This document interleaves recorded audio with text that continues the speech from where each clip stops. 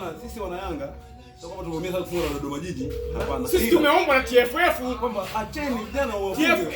Tangu ligi imeanza tujawahi kufungwa Yanga. Hatujawahi. Umeelewa? Kwa ligi ilikuwa imeshafifia, imedorola, imenyara. Umeelewa?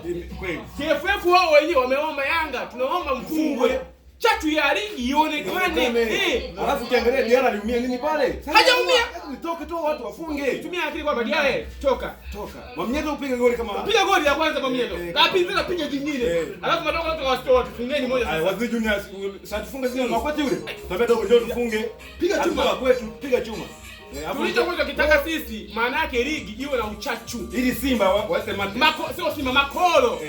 Waji tapatapa sasa kwa maana tumewakaribia. Eti jana. Sasa hivi ligi zinazokuja tukicheza tunapita kama upepo. Kila timu ni hapa. Jana tufuatilia kwenye mtandao.